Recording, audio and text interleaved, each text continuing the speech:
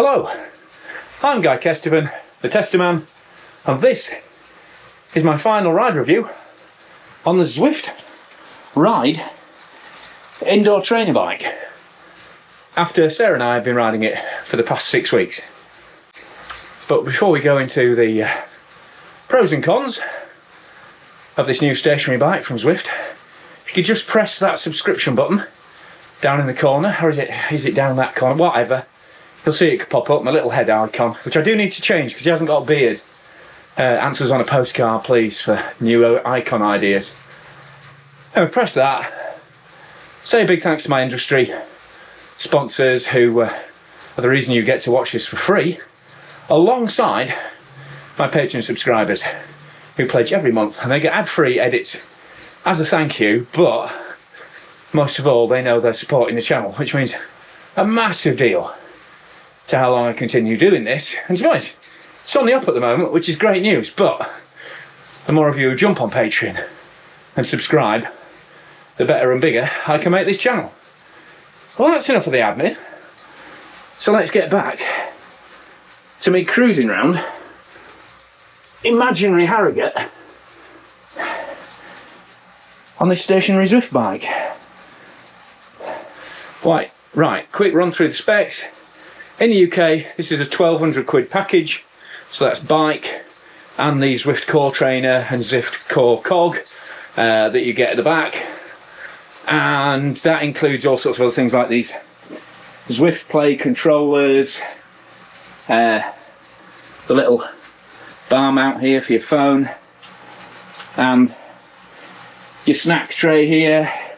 You've got 2 bottle cages, and it's a single speed setup using a 9-speed chain with a nylon chain roller, and then the gearing is triggered through these little buttons on the side here. So it's instant and it's electric, and if you look on the screen you can see it changes. Oh, hang on, I'm going uphill. Oh, I forgot. And it's you can set it up to be Shimano or SRAM or just sequential mode, which is how I generally have it. But that's SRAM as in the roadie SRAM, so double tap between chain rings. Sequential is equivalent to or SRAM or Shimano in a gravel bike setup. That 1200 quid, it's reasonable, it's not incredible, but considering, you know, you're getting that Zwift Play controller but a better version of it, you're getting the latest Kickr Core trainer. This is a separate trainer and bike frame situation, which kind of puts it in a... Oh shit, sorry, I should be sprinting. Alright, that's some of my warm-up done. And you've also got paddles on the side of the bike, which let you... They should let you steer. Yeah, there we go. Let you steer a bit. And how effective that is depends on what program you're running. There are actually dedicated programs on Zwift where you have to like steer for bonuses, fully gamified sections, which Freya, my daughter, really enjoyed when she came up and tried it. And also that orange paddle on the front, that works as a brake in some situations, and you can like change menu so you can go through the different functions using this button on the side here. Oh, hello, need it. And then this is controls for other features such as the Zwift Ride on bomb. It's probably my most used button, that Z. Lets you give kudos to passing riders, and it is a really, really good way to interact with Zwift, as you'd expect from a Zwift product. And that, going back to the price, it's about half the price, although it's a separate rather than a all-in-one like the Kickr tilt bike or Watt bike, Atom, that kind of thing, or Peloton, whatever your chosen brand is. Tax Neo is another one.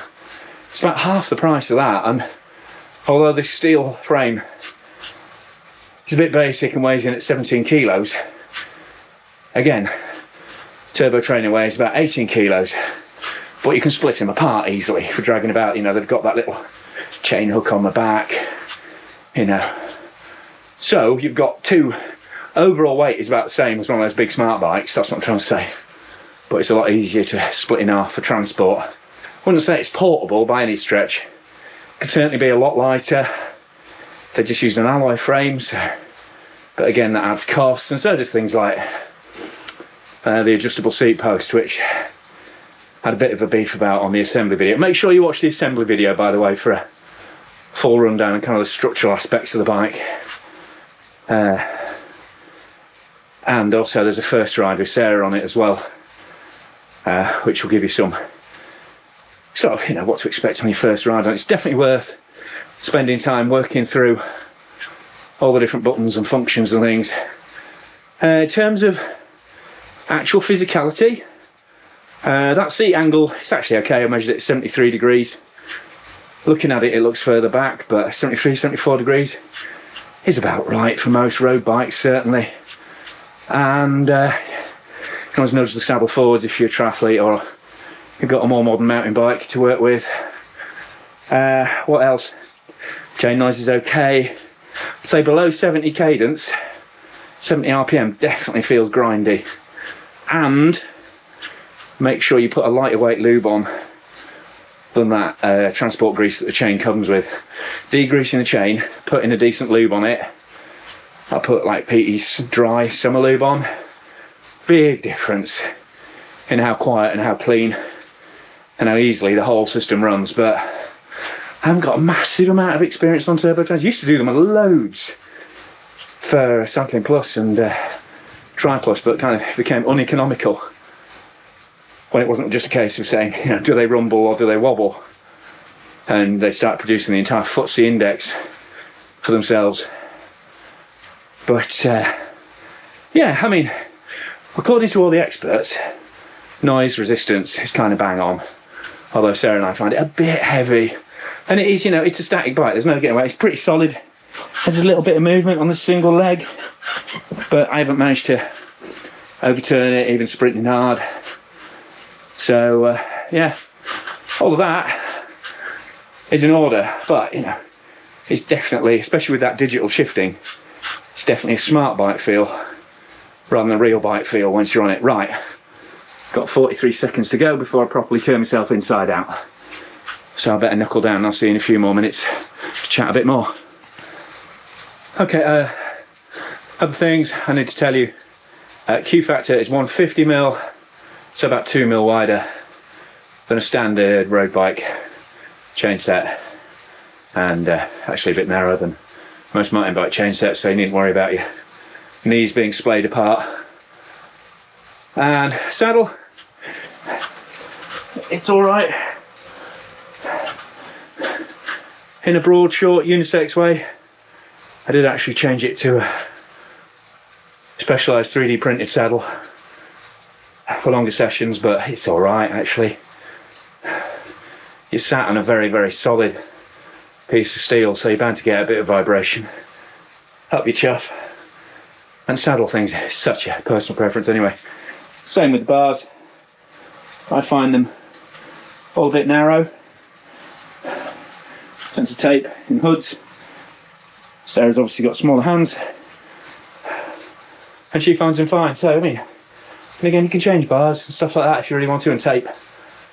So, you know, it is a one-size-fits-all bike is inevitably going to be a compromise.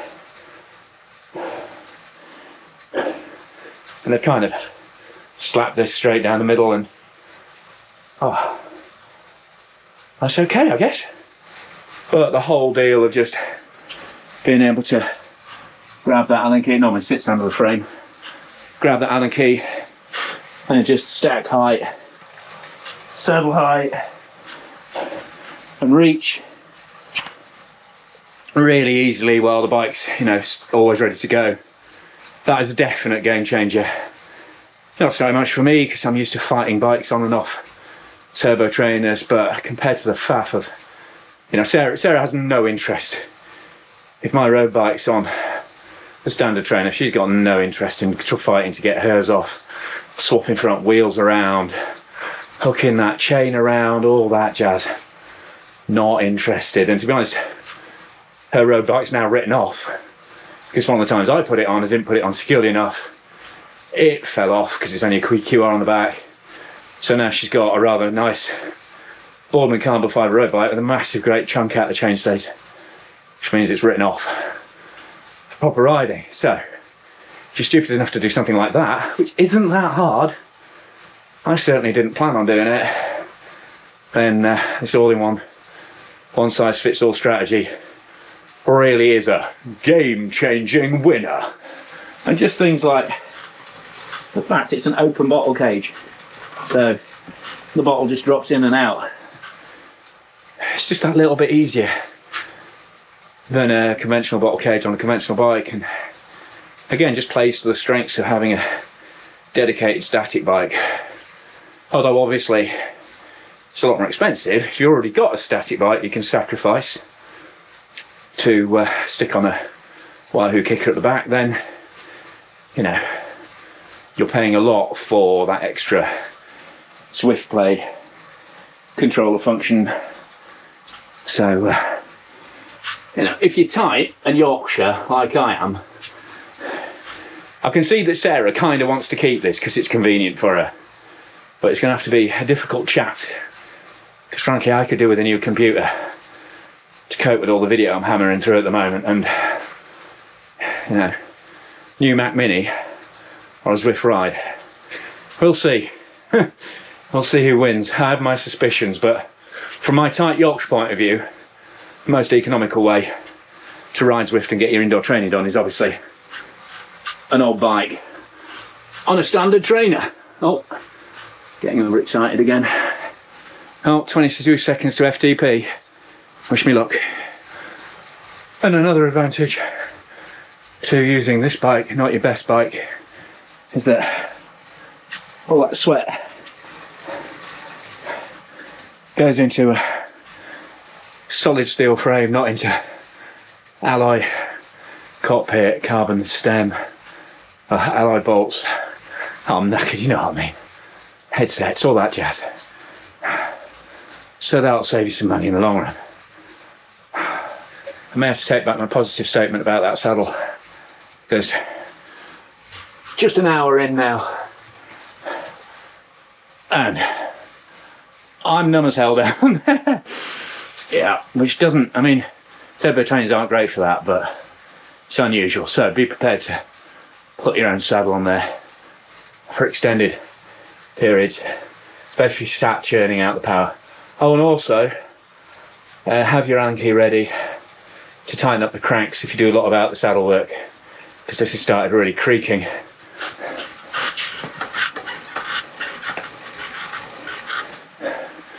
Even on relatively low wattage stuff, and then the creak often hangs in there after the effort for a while. So if you're doing big watts, be prepared to let that square tape, I mean, it's a square taper crank, it's proper old school, so be prepared to tighten that up after you've done a few K on this bike. So what's my hot stroke positively overheated take on this Zwift Ride? I don't think it's perfect. I think a belt drive would be quieter, save you getting anything oily happening out the back of the bike. But obviously, you know, that's a step up in terms of the trainer. I think the adjustment could be better. I think they could do more with the seat post, and they can make it open to an even wider range of riders with a slightly sloped top tube. An alloy frame would make it lighter, but this is version 1.